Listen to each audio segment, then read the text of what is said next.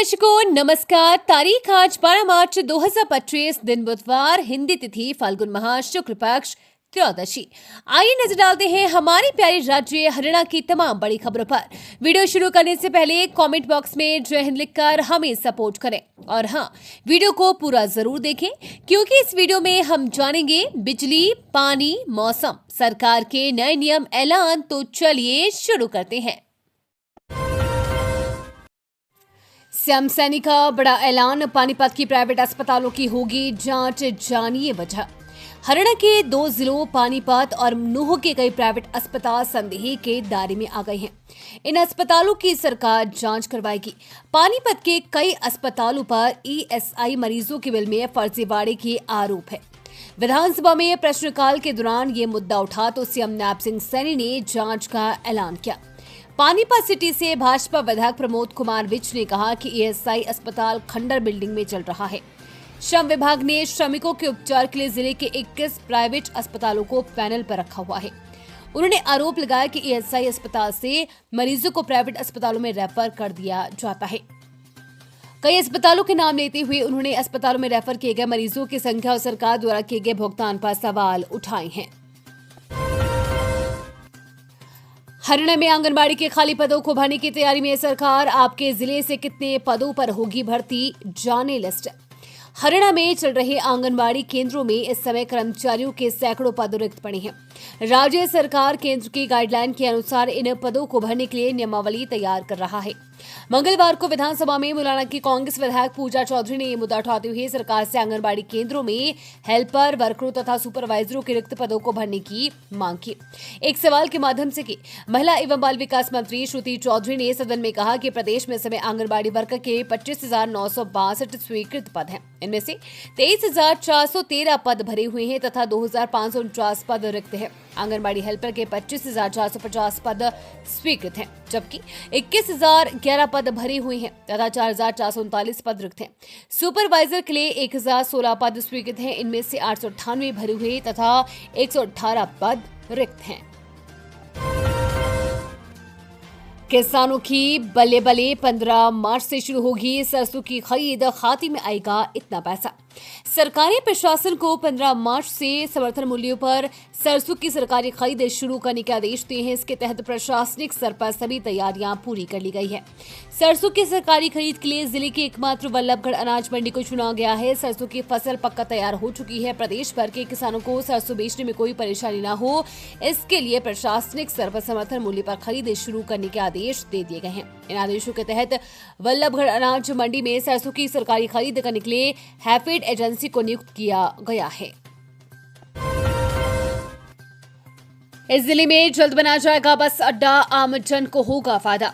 हरियाणा के परिवहन मंत्री श्री अनिल विज ने कहा कि सोनीपत में भूमि चिन्हित होने पर कमर्शियल फैसिलिटी के अनुसार जल्द ही बस अड्डा बनाया जाएगा।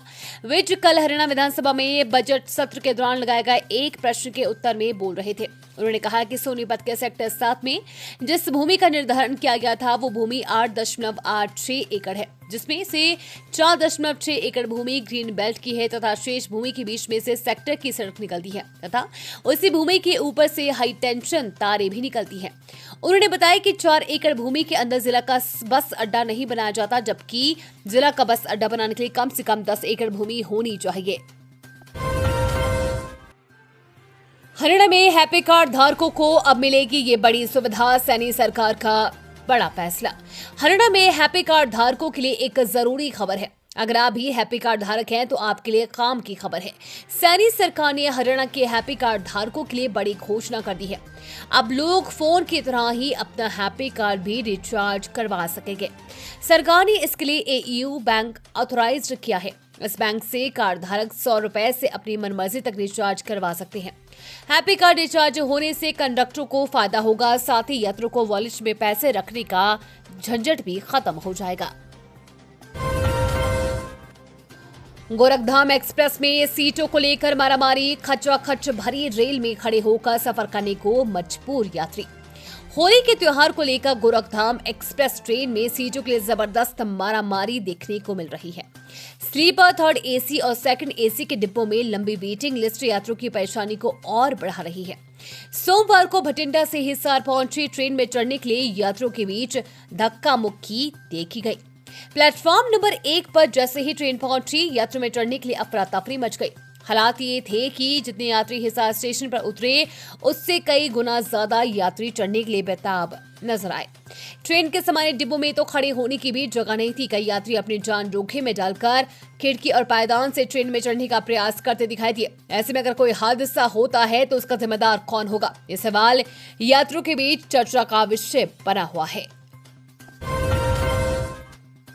आर्मी में लेफ्टिनेंट बनी रोहतक की बेटी, बेंगलौर में पासिंग आउट परेड में पाया कमीशन, छोटी उम्र में हुआ मां का निधन। हरियाणा के रोहतक जिले के एक छोटे से गांव मोरखेड़ी की बेटी प्रियंका ओहलियाण भारतीय सेना में लेफ्टिनेंट बन गई है।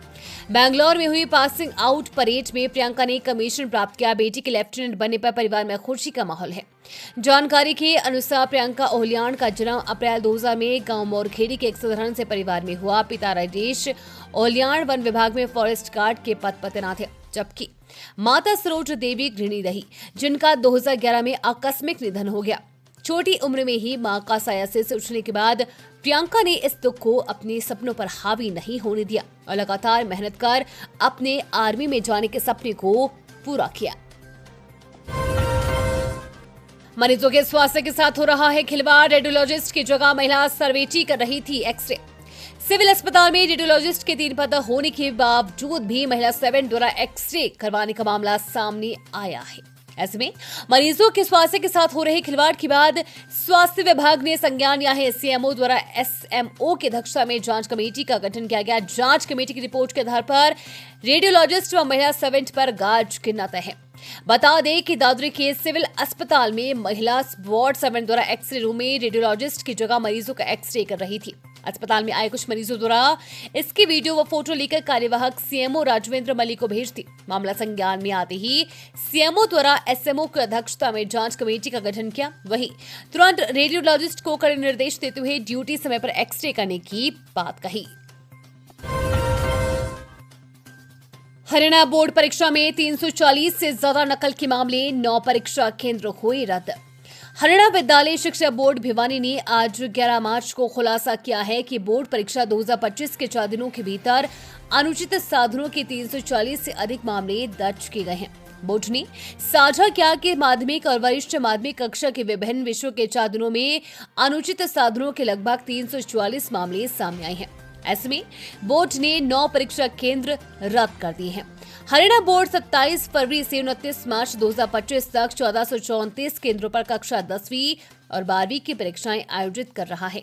इस वर्ष कुल 5,17,448 परीक्षार्थी परीक्षा दे रहे हैं। बोर्ड ने संवेदनशील परीक्षा केंद्र पर 227 फ्लाइंग स्क्वाड्स और 588 ऑब्जर्वर्स को तैनात करके सुरक्षा उपाय किए हैं। प्रत्येक जिले में बोर्ड की ओर से एक मॉडल अधिकारी भी नियुक्त किया गया है, जो परीक्षा समाप्त होने के बाद प्रतिदिन बोर्ड मुख्यालय को रिपोर्ट उपलब्ध करवाएगा।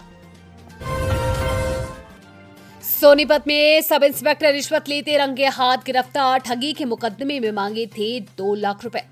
सोनीपत में एंटी करप्शन ब्यूरो ने एक बड़ी कार्रवाई की है, जिसमें सोनीपत साइबर थाना में तैनात असिस्टेंट सब इंस्पेक्टर संजय को रिश्वत लेने के मामले में रंगे हाथों गिरफ्तार किया गया है। ये कार्रवाई कैथल निवासी अमन की शिकायत पर की गई है, जिन्हें एक केस से बाहर निकालने के एवज में असिस्टेंट सब इंस्पेक्टर संजय द्वारा 2 लाख रुपए की मांग की थी। आरोपी को बुधवार को अदालत में पेश किया जाएगा। जानकारी के अनुसार कैथल निवासी अमन ने कैथल विजिलेंस को शिकायत दी थी, जिसमें कहा कि साइबर थाने में एक केस दर्ज हुआ है, जिसके बाद उसे साइबर थाना सोनीपत सेक्टर 23 में बुलाया गया। साइबर थाना में असिस्टेंट सब इंस्पेक्टर संजय ने उसका नाम न आने के लिए 2 लाख रुपए की डिमांड की गई है, जिसके बाद उनका 80,000 रुपए में सौदा तय हो गया। ये थी आज की फटाफट खबरें। हम मिलेंगे अगले बुलेटिन में, तब तक के लिए धन्यवाद और जय हिंद।